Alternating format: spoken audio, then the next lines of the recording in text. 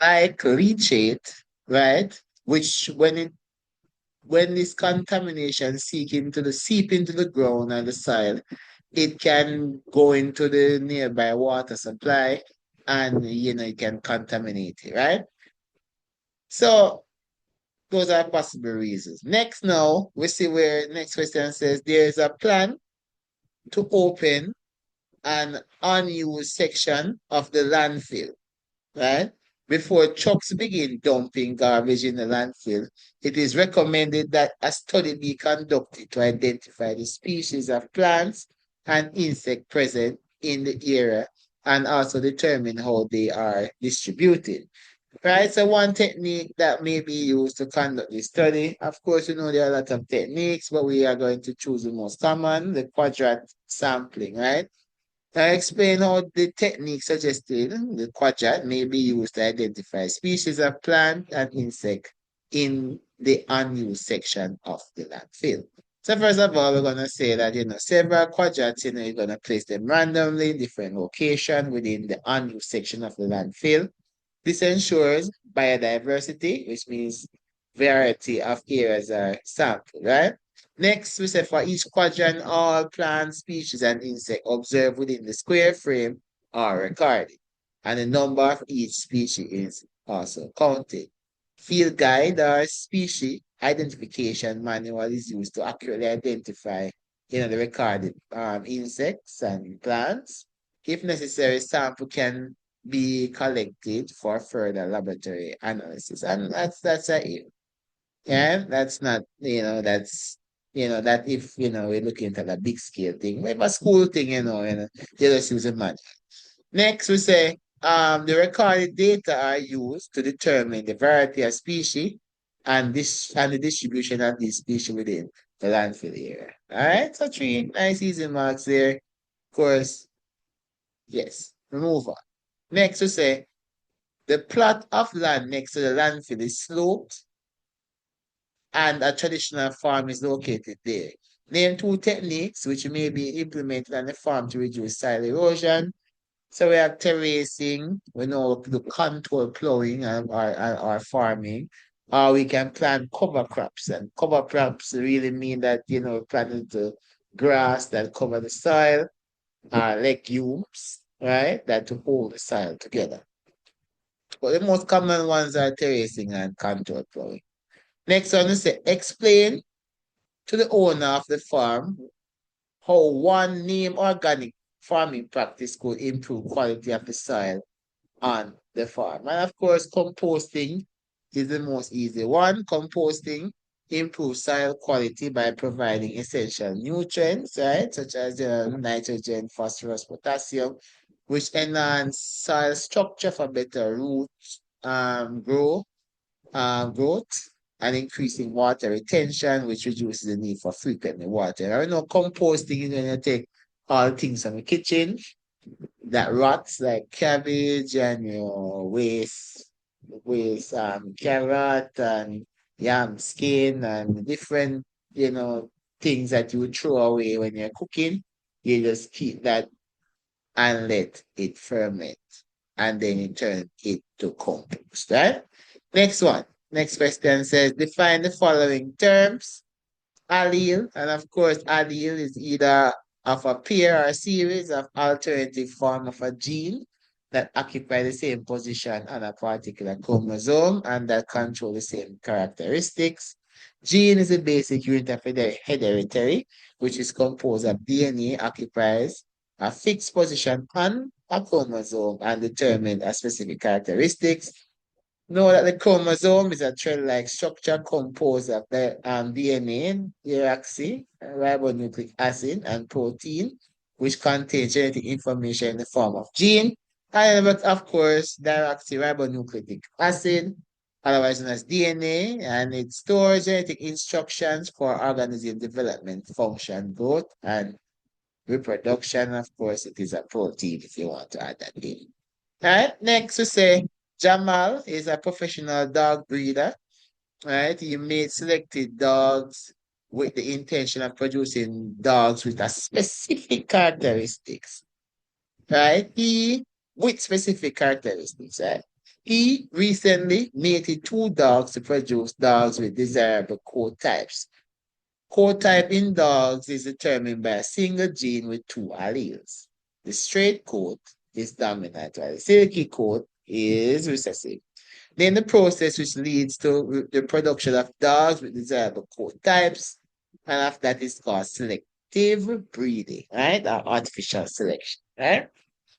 Next, we say that use a genetic diagram to show the possible offspring which may be produced from a cross between a pure straight coat and a pure silky coat dog. In the box, provide the following information. Define the allele. So we're going to define the allele. It says a dominant S, capital S, for straight coat, and a common S for recessive, which is a recessive, which for the silky coat. I remember that the S is the S, the straight coat is dominant and silky coat is recessive. So big S, small S, cool. Then there's a phenotype. So parent one, straight coat, because phenotype is what shows. So phenotype, straight coat, parent two, silky coat. And the genotype, of course, is what you can see. So it would be SS, capital SS for straight coat, because of course, straight coat is dominant, homozygous dominant, right? And parent two will be two small s for homozygous recessive, right? In bracket silky coat, right? Then we will do the cross, which I'll do now. So we draw our cross here, and of course, do something quick. Nice. So we say that SS, we're gonna put the two biggest here. Let me just rub that out. Two biggest here, two smallest here. So we're gonna have biggest right through and smallest. All right. Simple stuff.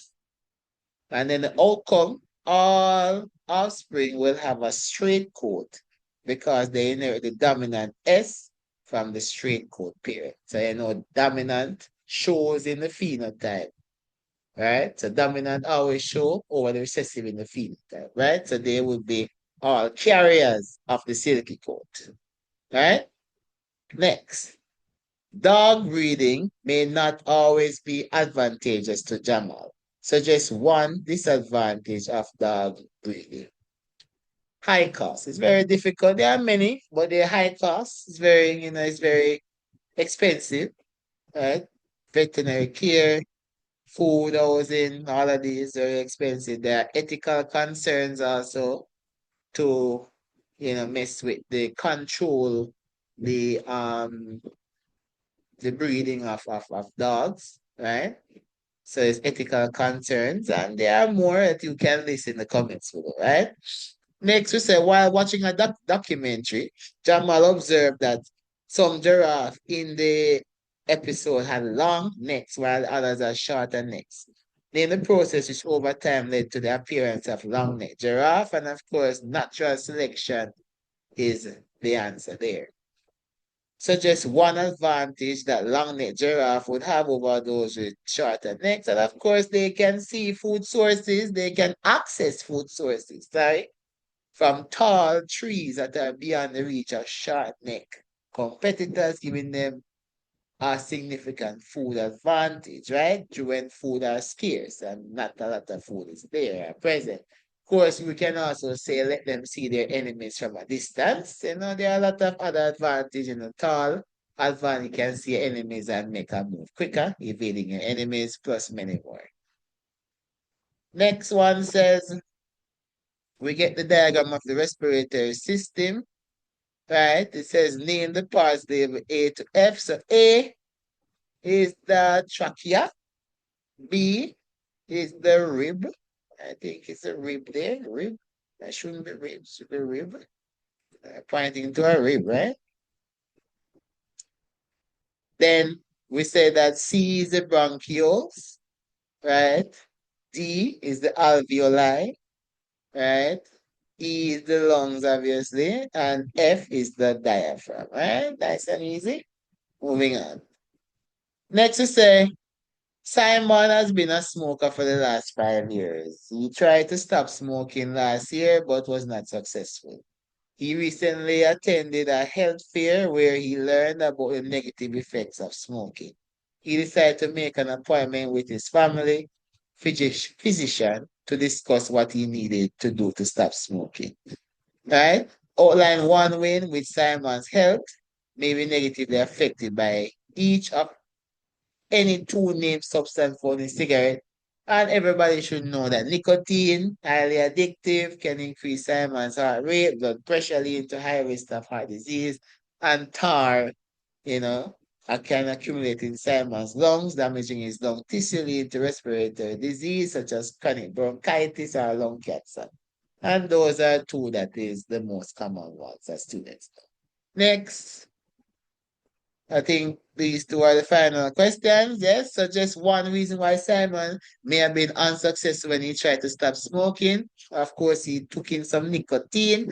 So it could be very hard to quit his cravings and he had withdrawal symptoms, making it difficult for him to stop. Next question says human beings can exchange oxygen and carbon dioxide because they possess an efficient gaseous exchange surface. Explain how two characteristics of the gaseous exchange surface in humans allow for efficient exchange of oxygen and carbon dioxide. Of course, we know that it has a large surface area. The alveoli is responsible for increasing the large surface, for providing a large surface area for gaseous exchange. The large surface area allows a greater volume of oxygen to diffuse into the blood and carbon dioxide to diffuse out of the blood at the same time, right? Exchange. Next, we say it's thin, thin walls. It's one cell thick, and the wall of the alveoli and capillaries are extremely thin. To reduce the distance that oxygen and carbon dioxide need to travel between the air in the alveoli and the blood capillaries, right? The blood in the capillaries, making gaseous exchange faster and more efficient. There are others, of course, you know that the alveoli need to have moist surface because you know it helps dissolve the oxygen, allowing the diffusion to occur quicker and more easily into your blood. And of course, you know, the alveoli has to be elastic. It has to have elasticity, allow it to stretch, right? Because it stretch, expand when you are taking in air and it recoil during exhalation. So expand and contract to maintain airflow. All right, and that is the end of the paper. I hope you guys smashed it. Let me know in the comments what you felt where you did wrong, what answers did you put, and also join us for a paper one so you can get that one. All right, guys. See you on the next one. Ciao.